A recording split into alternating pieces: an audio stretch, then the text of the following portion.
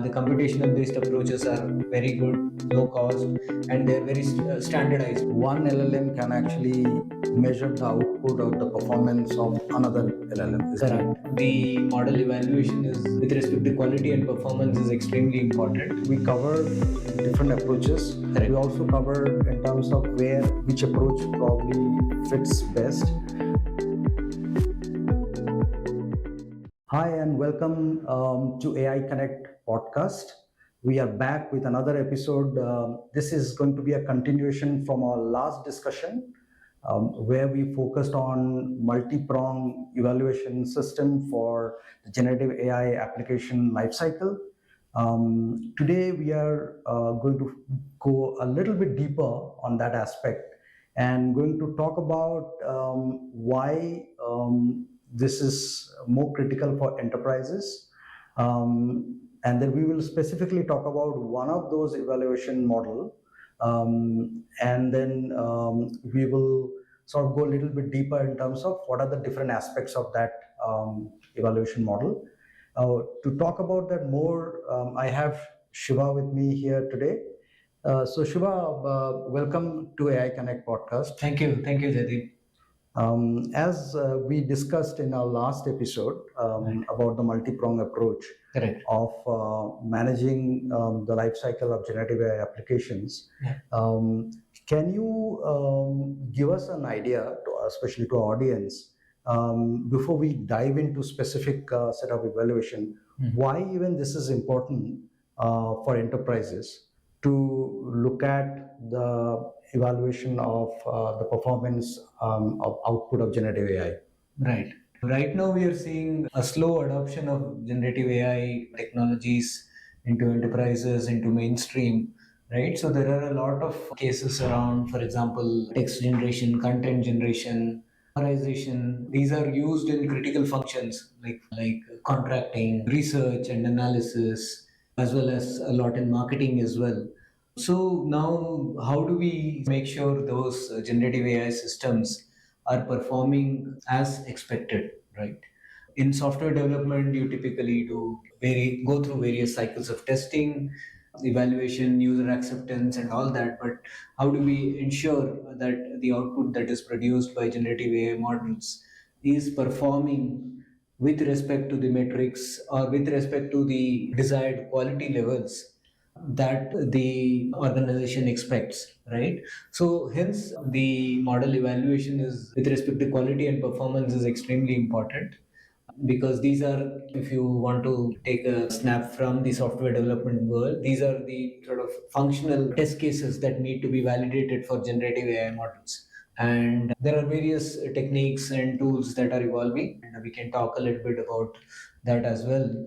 But yes, performance and quality is really important to be assessed and continuously monitored over a period of time, so that we are making sure that the generative AI model outputs are in line with what we are expecting them to do. Got it. Performance and quality evaluation is one aspect. What are the other dimensions or approaches? See, the other aspects are around risk and safety. Then there is overall aspects around bias and all that will come into the safety aspects and risk aspects. We can talk about that a little later. Maybe we can. Maybe in our next episode we will cover that. Yeah. Today, maybe we just deep dive into the performance and quality evaluation aspect of it. Correct. So what is performance and quality evaluation? If you can broadly create an outline and share with our viewers, and what it actually consists of, and when and how it should be deployed or approached.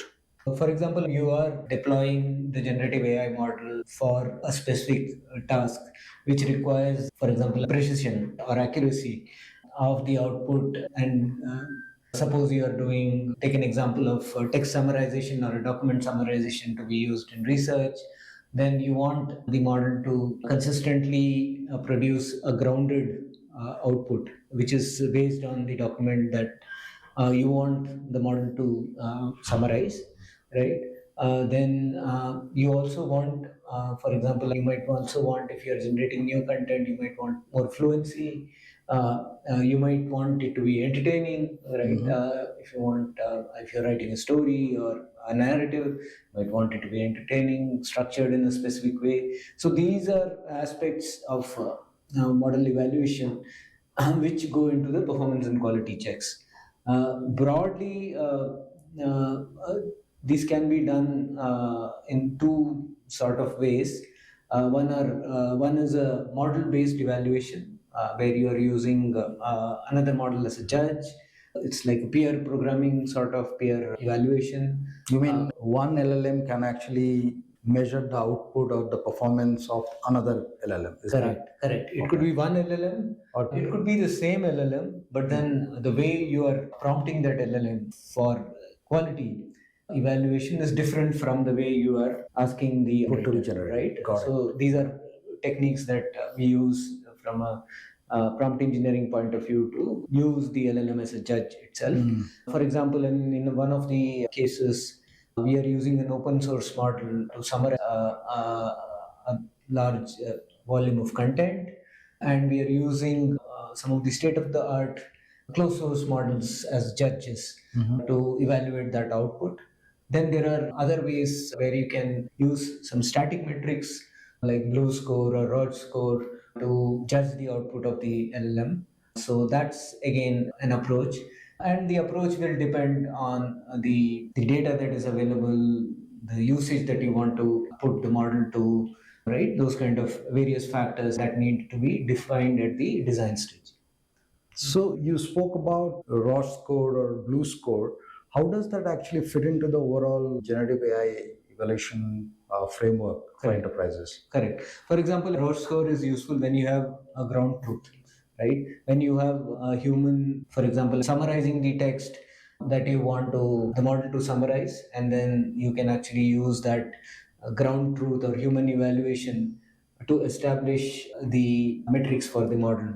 And then you can, based on that, you can fine tune, you can change your approaches for prompting to ensure it's typically a 0 to 1 score, and then which means one means something it is highly similar to the human output or the ground truth. Zero means it is not. So these are aspects that you can use very effectively in the stage. Got it. Yeah. Okay. Between the model-based evaluation and the computation-based evaluation, Right. how would one go about deciding that which is the right way to go? Is there any use cases, or is there any method, or any specific criteria? Is it cost is a criteria? Is the size of the application or project is a criteria? What does it really go in terms of deciding which method to really go?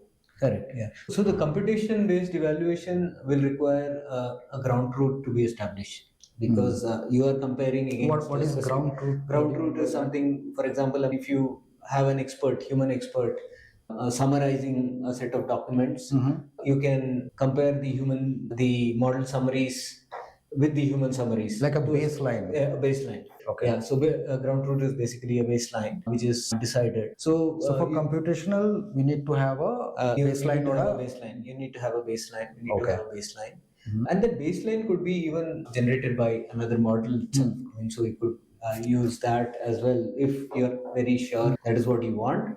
But typically, the baseline is generated by an expert whose behavior or whose capabilities you want to mimic in the system, in the AI system, right? So it's very effective at the build stage, and also from a cost perspective, it is more cost-effective approach. Using a model-based approach, you are basically using a model as a judge with different prompting techniques or a different model itself, and comparing that output from the judge model with the model that you want to put into production. Inherently, that is more scalable. And then typically, if it is ground truth is not available, we would typically use model-based approaches. And also, it is might be more effective in situations when you are actually talking about more creative stuff, right? For example, I mean, you want the model to establish a narrative in a very entertaining way. So you might, it may not be always possible to establish a ground truth in that way. Got it. For new, and then it is also scalable. You can, you may not. Broadly speaking, what are the pros and cons of both. Can we summarize that? Correct. Yeah. The model-based approach is more scalable, but it is costlier because you're using another model, and then it can be used in newer situations more effectively than the computational-based approaches. The computational-based approaches are very good, low cost, and they're very standardized. So we have been using them from the pre-generative AI days for when we were doing NLP and all that. They are very well established. Everybody has a good understanding of what they are, but then the ground truth has to be established for those kind of metrics to be used in an evaluation framework. Got it. So, is there a hybrid method that organization can consider? Yes, absolutely. Hybrid method is often used. For example, you can use the computational based for establishing the accuracy of the output, and then for aspects around fluency, aspects around, let's say, making it more entertaining or more creative, you can use the model based approaches as well.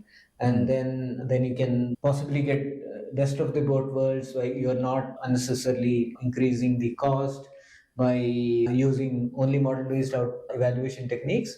At the same time, you also are not compromising on the scalability aspects as well.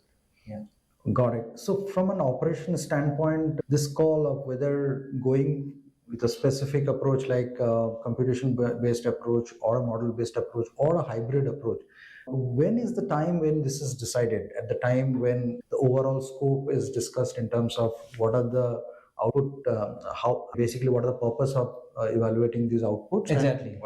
Typically at the design time, yes. Typically at the design time is when you want to actually evaluate. And we all know this field is fairly new. We are still in the experimentation stage, so we typically experiment a little bit around what is the best approach, and then bring all of that together in the Gen AI Ops pipeline when we are moving the model to production. Great. In terms of, I think we covered different approaches. Correct. We also covered in terms of which approach probably fits best. And again, it is subjective in terms of really the scope of the project, the cost, the scale, the timeline that we are looking at, those kind of things as well. And as you mentioned, that we are pretty much at the beginning of this journey. And we expect in 2025 onwards, a lot of these generative AI powered applications are going to go in production. And we will see more such real life scenarios coming both at Prescience and also at an industry level as such. Is there anything else that you want to cover as part of today's discussion? Yeah, so I just wanted to mention that possibly the best approach right now is to go for a hybrid approach, because we also see models undergoing significant changes as time evolves. There are a lot of different techniques coming in from a model optimization perspective for large language models as well. So what happens is, if the judge model changes significantly or new data comes in, right? We want the computational based approaches to be supplemented by model based approaches typically, because you want to address aspects of data drift, changing scenarios on an ongoing basis, and not get stuck to a static measurement criteria. But at the same time, you also need to be cognizant of the fact models typically are also changing as we go along. Possibly the best is to go for a hybrid approach, use the computational based metrics for aspects where you're very clear about from a ground truth, from a model output standpoint, and then use the judge based approaches for other things like fluency, being it in the narrative, quality of the narrative, etc. Great. So I think we'll wrap up here. For our next episode, as we mentioned at the beginning of the episode, that we will focus more on the security, risk and safety aspect of it, which again is very critical for enterprises. But till then, we'll take a leave for now, and we will see you again soon in our next episode. Thanks, Shiva, for joining me today here and helping the viewer to understand basically the different approaches that we can take with respect to performance evaluation. And I'll talk to you soon again in the next episode. Yeah, thank you. Thank you, Jaydeep.